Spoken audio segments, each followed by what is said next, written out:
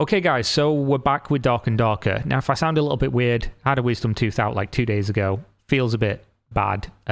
Blood taste in my mouth all the time. It's fantastic really, so forgive me on that. But I did want to bring you this because this is really interesting, really illuminating, and it's not something I've seen reported in any of the widespread Western coverage of Dark and Darker and the whole, fiasco going on there. Quick recap if you don't know, Dark and Darker, made by Ironmace Studios, Korean studio. Essentially Nexon, yes, that Nexon, are saying that the Ironmace developers worked on P3, a project within Nexon, and then left, stole files, and basically recreated the game in a one-to-one way so that they're identical, and essentially they're claiming they stole their trade secrets. Now, of course, since then, they've DMCA'd based on Dark and Darker being stolen, and Valve have, of course, complied, as they would do, and removed Dark and Darker from the platform. At this stage, nobody knows what's going to happen with it, and Nexon are, at least from this, fully pursuing legal action because they sincerely believe they have a case for this being a stolen product. Now, what most people seem to believe is that this is a case of they're saying they stole assets, and then Dark and Darker have came out and said, we didn't steal assets because all of the assets we've used are Unreal Engine assets. So therefore, we've got you. This is the big mic drop moment. That is not really engaging in what the lawsuit's about, because so far, Nexon haven't really came out with anything publicly to be like, here's our receipts, because they don't need to, because that's going to get settled in either a criminal, which is still potentially ongoing, investigation, or when this goes to court and discovery, etc., etc. There's no real need for Nexon or anybody really to try and win the public here, unless they're trying to pressure public opinion to get this, resolved without it going to court and being dragged through that process. So there's quite a lot of ways that this can play out, and this information is going to be really important for people to keep in mind going forward. Ironmace did release another set of statements here with more evidence. We have here a blind post from a Nexon insider.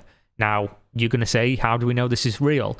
Well, in Korea, they take stuff like this quite seriously, and they have a set of forums, essentially, where you can log into the website using your company email address, and then the website verifies that you work for that company, and then it puts the company you work for next to your anonymous profile. So essentially, these people are verified to work for Nexon, as they are in any other leaks that come out on this blind forum. And they also show evidence of working for Project P3 and Project P7 and LF that came before those. And they're giving their take as somebody who was here throughout the entire time, what the opinions of Nexon employees are who worked with these people who then took the files, potentially used them, potentially didn't, but definitely took the ideas and made Dark and Darker. And we also have an internal memo here from Nexon Korea Audit and Legal Office. Now, in this memo, they basically just go over what happened, which is essentially to say the company's launched an investigation in July of 2021 and disciplined Mr. A, which is the person we've heard about multiple times. They don't name him here, but he's essentially the one who spun up the private server, the one who Ironmace has also defended with their statements regarding this. In this process, as part of the investigation, we asked to submit the personal server to prevent further theft of company data, but Mr. A refused, claiming he wiped the server. In August 2021, the company filed a criminal complaint against Mr. A for violating the Act on the Prevention of Unfair Competition and Protection of Trade Secrets, and of course the Act of Aggravated Punishment for Specific Economic Crimes, etc., and the investigation is currently underway. Now, this is why the police got involved. These acts, I mentioned it in a previous video, when Ironmace's studio was raided, people were telling me that doesn't matter because they're American, and in America, you can just call up the police and say, oh, this man's kidnapping chickens in his office and you need to go and raid him, and then the SWAT show up with AR-15s and point guns at you. That's not how it works in Korea.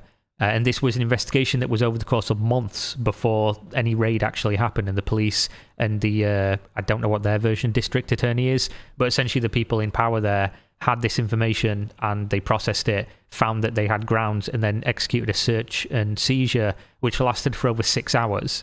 So it's not the same thing for people saying, oh, that doesn't matter. It does matter. How much it matters, we'll see when this obviously gets to any kind of court or conclusion. Also, this section, disciplinary dismissal and criminal prosecution, people, again, think that the Western idea of this is the right one, and it's not. In Korea, allegedly, from everything I've read and everything I've been told and everything I've seen on these forums, is that they have a very, very strict pro-worker union, basically, within Nexon, one of the first in video gaming in Korea, and they also have a ton of basically protections for workers to the point where you basically don't get fired. You don't get fired at all. They ask you to resign if you've done something bad and they can't absolutely prove it. And if you do get fired and it's wrong, this union will help you. The union did not help Mr. A. They didn't at all, even though he was disciplined and fired during this process. Which means if there was an actual case here that he didn't do anything wrong, he wouldn't have been fired and he would have had help from the union. None of that has happened. After the disciplinary dismissal of Mr. A, many of the P3 personnel, including Mr. B, the current CEO of Ironmace and the head of planning department, left the company. More than 50% of the staff in the P3 team, which had about 20 people, resigned. We can confirm that most of the employees who left the company at that time are now working for Ironmace. After many thoughts on maintaining the development of P3, where all development data was stolen and the key developers were missing, the company changed its development direction and started the P7 project. So again, another point a lot of people I see keep bringing up is, oh, Nexon are just mad because they cancelled the game and then Dark and Darker came out and it's really popular, so they're upset and they're just spiteful and they're trying to, get this game shut down. The only reason they stopped making P3 is because all these people left, which means that some of these people got moved on to other jobs that they didn't want to be on after they'd worked on Project P3 for a long time, fucking over their careers, which means that the damage is not only to Nexon but is to the other people who were working on P3 with them. And of course, they would still be developing the game if these people didn't quit. So it's not even like they left a dead project. It's that they literally killed the project themselves. And then, of course, appearance of similar games. After that, in August 2022, just a year later, Ironmace conducted an alpha test of Dark and Darker, which was very similar to P3. Ironmace was established in October 2021, so Dark and Darker alpha test was conducted in just 10 months based on the company's establishment. Dark and Darker is a core concept of Fantasy World. Genre characteristics that combine PvP and user versus game, aka PvE. Major play methods including combat systems, major planning content such as classes, as well as user environments, UI design, art, etc. Almost everything in the game is very similar to the P3 project and cannot be considered independently developed. If the P3 project would have been developed in-house, it would have been presented to users under the name of the sub-brand MinRocket, which, as people have been saying, Nexon are trying to basically release indie games that are funded from Nexon's big bags of money, but released without monetization problems and under new studios that don't have the same problemed name, right? They're aware of this, and it's why a lot of Korean people are very upset about this Ironmace situation, because essentially what they're alleging, the Korean people that are involved in this, is that Nexon are trying to do a good thing here, and they've built up some goodwill with the community by releasing games that have no monetization problems that are really good.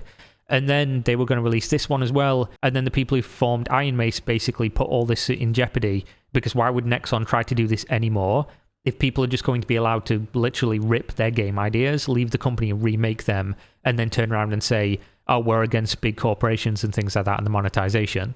So that's why Korean people originally were on the side of Ironmace. And then when all this information has came out, have took this in and said, yeah, we think Nexon's actually got a really good point here, and Ironmace are the ones that are probably in the wrong. It's just whether or not they can prove it legally. Now, this is the really, really interesting part. So this is from, again, Korean Insider screenshot. This is allegedly evidence that shows that they were working on these projects. In red is the person who translated this, and is essentially giving context because this was written in Korean, basically like shorthand. Before we get into things, the P3 incidents timeline. I worked on both projects, LF and P3. For context, LF was the game before P3 that most of these developers worked on together before starting P3. It was cancelled as far as I'm aware. So this person worked under Mr. A, who, if we remember, is the person who's alleged to have done all these things. I attached a screenshot confirming this. The other blind post being the Korean website where they post blind, was accurate about the P3 members. It was posted 2 days before this one. Current Ironmace CEO, Terrence, former manager, was not the director of LF and P3. The director, Mr. A, who provoked the incident, was a different person. To fully understand the incident, first we should look into Project LF, which is the cancelled project which was mentioned in a statement of Ironmace from 3/27. Project LF in late 2019, while Nexon closed several large budget projects, the director of Project LF announced that they are recruiting personnel with Unreal Engine experience. It was a roguelike FPS game, and several employees were signed in. During the first meeting after the recruitment of the artist and level designer, the director was notified. Since we could not find any Unreal programmer, we'll make the game with Unity instead. At this point, the team consisted of 4 core members: director, manager, programmer, and character designer, with several employees who worked there before the LF. This announcement threw the team off, and some of them left. The team used Unity with Git. Some employees should learn how to use them from scratch. Since the pandemic started, they are now working from home, and the director notified Nexon that they are going to use a private server.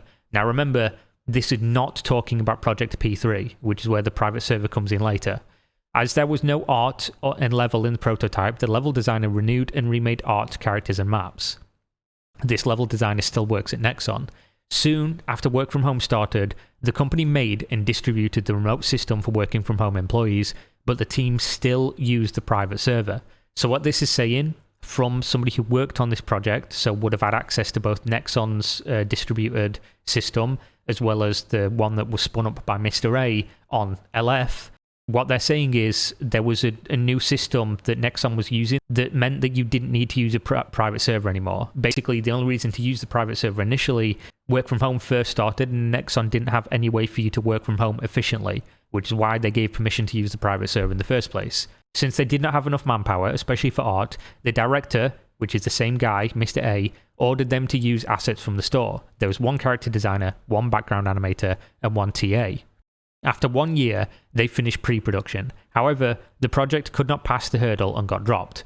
He says he doesn't know what the hurdle here means. It might be a corporate term. Later on in this, they go over basically an internal playtest that Project P3 passed.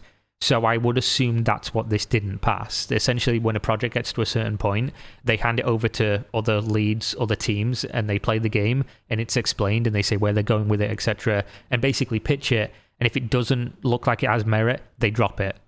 It's basically what most companies do. You're not going to run dry on something and just keep going if it's not looking promising. The director got furious and told employees, "I'm looking for a new company. Let's leave here together." Same director, earlier project. As a matter of course, employees did not follow this, and his first attempt was failed. The scrapped Project LF was on display at Nexon Computer Museum. You can find it by Googling this. It's no longer there, but you can find the articles on Google. Soon, the P3 incident that you're waiting for will start. As you can see, the interview made by Ironmace has some errors, the one by Terrence. He said that they started P3 without any art design using Unreal Engine, but what he mentioned was the prototype of LF, nothing to do with P3. At this point, none of the core members, director, manager, programmer, and character designer, knew how to use Unreal Engine. However, basic art members from LF were present in the team when Project P3 started, so they carried over the same art members, so there was artists that were familiar with using Unreal Engine. In addition, the director, who's Mr. A, the one who's alleged all this stuff, kept the Project LF files in its still running private server without permission, which were found later. So obviously when Nexon distributed their system, there was no reason to keep this running. And of course, as we've shown here from this employee's testimony, that he was upset and he wanted to leave and make his own game because his game got cancelled. The game he was developing for Nexon as Project LF. So then they went into gathering ideas portion of trying to build out what would Project P3 be. The director decided to start a new project with the team. He ordered the members to make groups and start brainstorming. We did this for about a month. Here, the director drops another bombshell, like the first Project LF meeting. He rejected every idea from the employees for various reasons. After several weeks passed, the employees asked the director, quote, "Why would you ask us for an idea? Stop pretending to listen and do whatever you want then." He replied, "Yes, I will." We literally gasped after hearing that. After that, the brainstorming was stopped and changed into a meeting among several members. Project P3 begins in proper now. After a month, the project was decided to be a roguelike, Tarkov-like game using Unreal Engine. We inspected the gameplay and practicality by playing games like Escape from Tarkov and GTFO. Since the core members know nothing about Unreal Engine at one point, they tried to shift the project into Unity. However, it failed due to the strong opposition of art members, which, again, if we remember, are the artists from Project LF that were still on this project. After recruiting Unreal programmers, the development of Project P3 got started. Like Project LF, the director ordered the art members to use store assets. Again, as we're seeing here, art assets from the director, so it's Mr. A, directs them to use store assets for making Project P3, which later on he goes and uses the same store assets to make Dark and Darker, which of course is the part where people are getting confused, where they think all of this lawsuit and this problem is about our assets being stolen. It's not. It's that he made the game once and then just went somewhere else and made the exact same game again, using the exact same assets from the Unreal Store, using the exact same designs, using the exact same people in this case.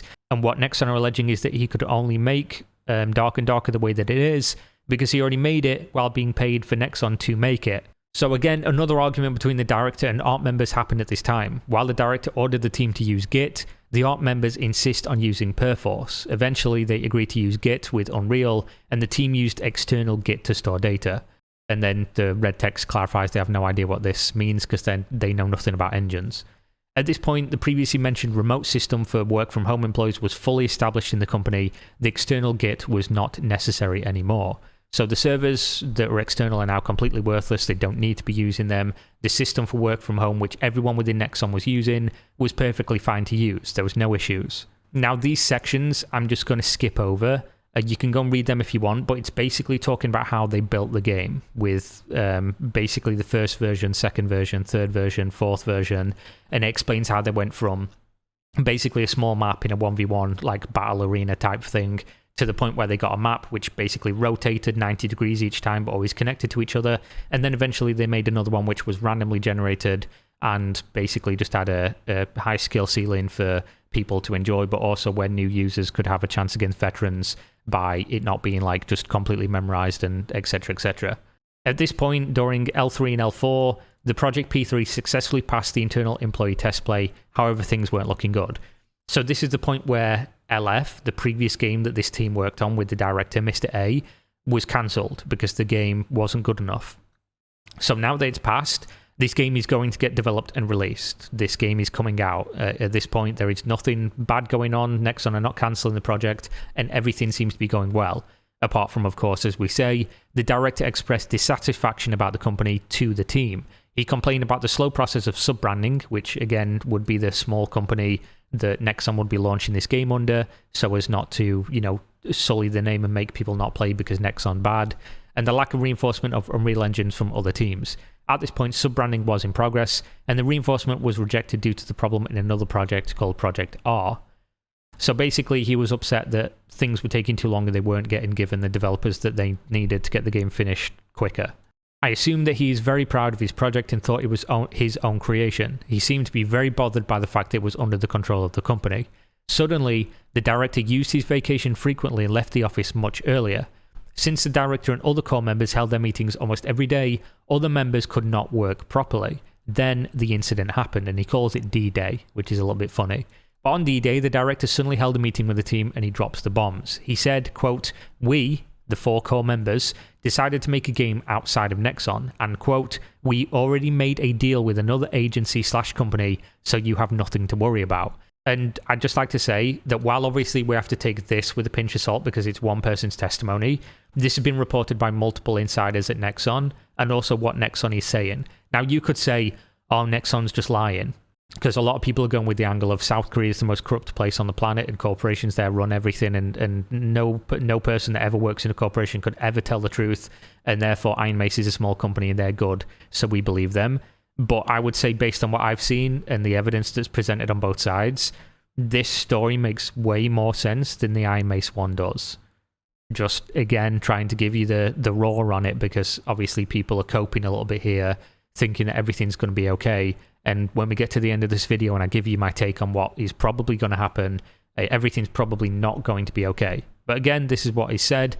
After the statement, every single team member were dumbfounded and the director started a one-on-one meeting with every single member. He told me and the other members, I even contacted big men like XXX, which I, the writer of the post, will never specify here.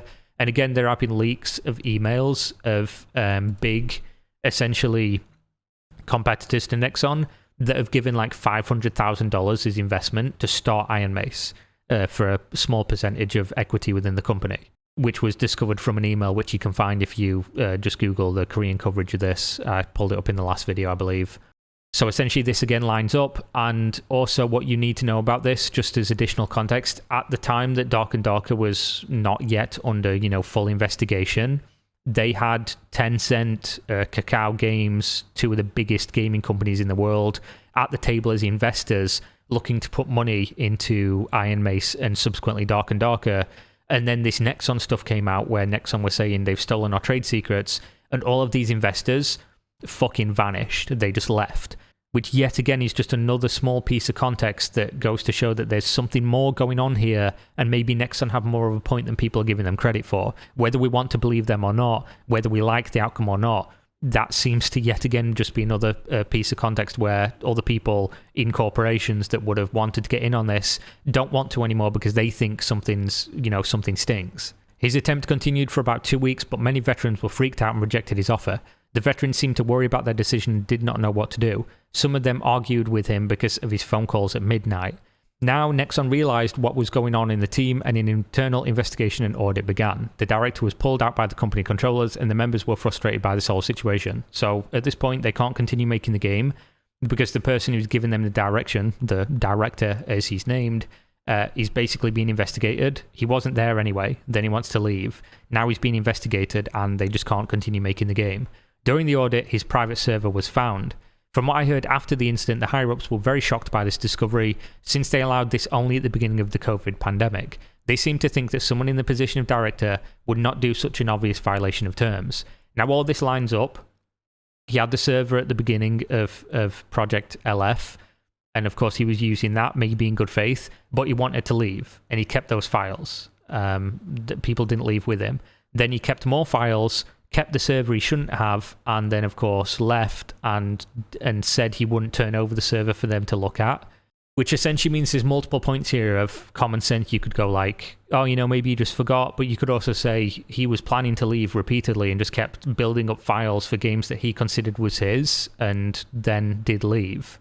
Early timelines suggested by others were messed up because so many things happened in this period, and they're referring to other blind posts and articles about the incident because, again, this is just a massive, massive dollop of information that's coming out from multiple different sources. In most cases, developers decide to quit the company after their project is canned. Then, also in most cases, they ask other team members after things are settled. The company seems to have never experienced an incident like this before.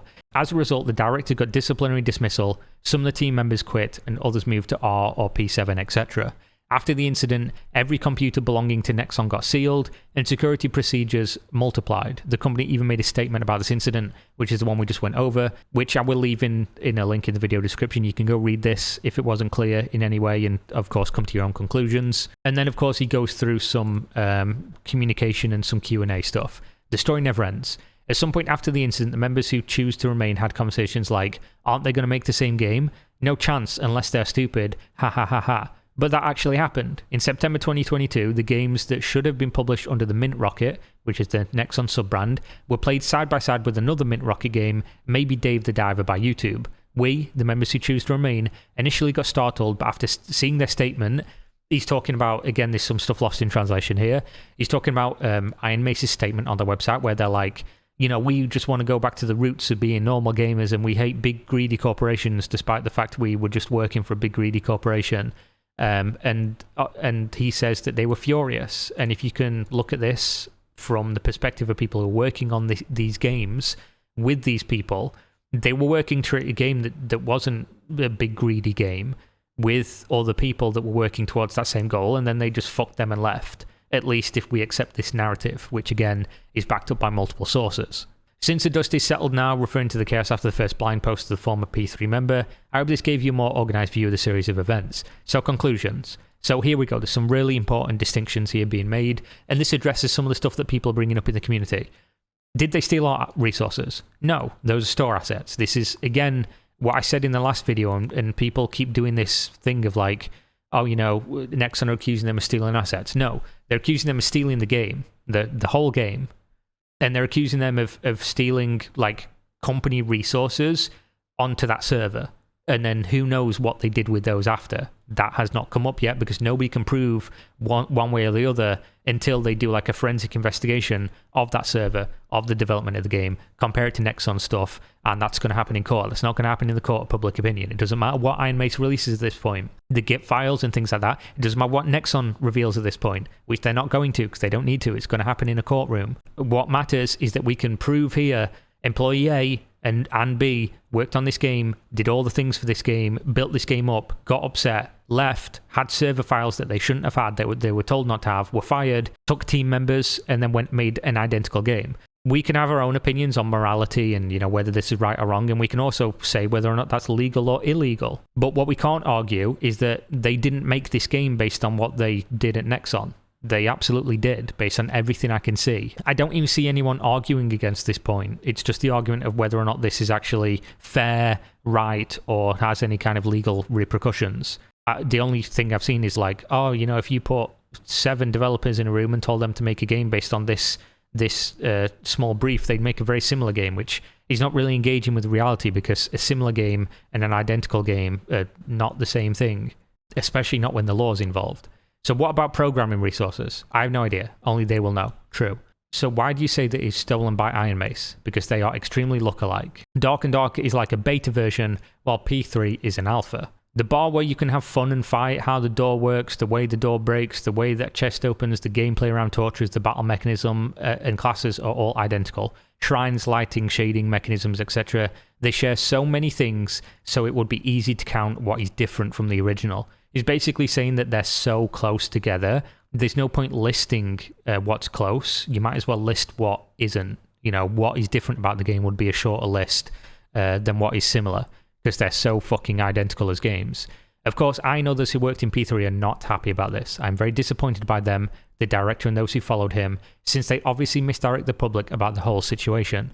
I think it all started with the director's mindset of, this is my game, while he's working under the corporate. Why do they ask me to do this or that? This is my game after all. I don't understand why they bully me for making my own game. Quotes. So question, it seems like the level designer contributed a lot. Did he leave too? Answer, no, of course not. So this is obviously a long, pretty dense video in terms of information. I just hope that people listen. And again, I'm not trying to say that I'm right here. I'm not trying to say Nexon's right here.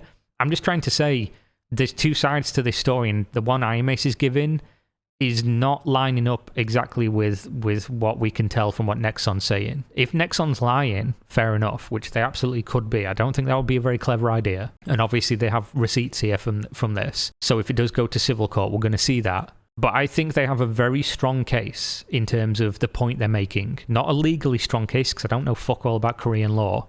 But yeah, I just think this is mad interesting, and I'm going to continue following it, especially the Korean side, because again, that's not really getting reported in Western media at all, and that's where we're going to get the best, the juiciest, the realest information that we can go forward with as an opinion. What do I think is going to happen? Well, I think Nexon's probably going to win out on this one. One, because Ironmace has no investment, so they can probably just bleed them dry in a court, even if they have no point. I hope that's not the case, of course, but that is realistically a distinct possibility. 2, because in my mind, again, not as a lawyer, not as anyone who knows fuck all about Korean law, it just makes sense that Ironmace did things wrong here, or at least the people who run Ironmace and have given them direction to make this game. It just makes sense that they are in the wrong as long as Nexon are being truthful about this stuff. And people might say, oh, that's naive to believe a corporation. I just don't see them lying about this one, to be honest. I just don't personally see it. And I could be completely wrong, and I will accept it if I am. There's a possibility that this is settled, like a distinct possibility that this is settled. But I think with how serious Nexon are taking this, with what they're trying to do with the indie arm of their company and trying to build a reputation on that, I don't think they will, because they see this as a literal attack on everything they're trying to do with this, call it goodwill, call it whatever you want. It's a corporation, it's probably not goodwill, but this new way to monetize their products and to build goodwill in specifically Korea, but the world as well. They see this as an attack, so I think they go all in on this. And if they want to, they can just kill Ironmace, overtime in courts, that's it. Which I absolutely don't agree with as a concept, and I hope that isn't going to be the case. I hope this gets settled, I hope it gets resolved, and realistically, I, as a consumer, hope Ironmace is right, and the game comes out and we get to play it. But also, realistically, as someone who covers stuff like this, I don't want to be in the world where basically any company, we can just say, oh, I don't like this company and I don't like what they do, so therefore I'm okay with people doing bad things to them. Because then it's a bit of a slippery slope for me where do you draw the line that, other people don't like a certain group of people, so it's fine if stuff happens to them. I just don't like that line of thinking generally. But there we go. There's my ramblings, and thank you for sticking around till this point if you watched. And yeah, I'll see you next time. Peace out.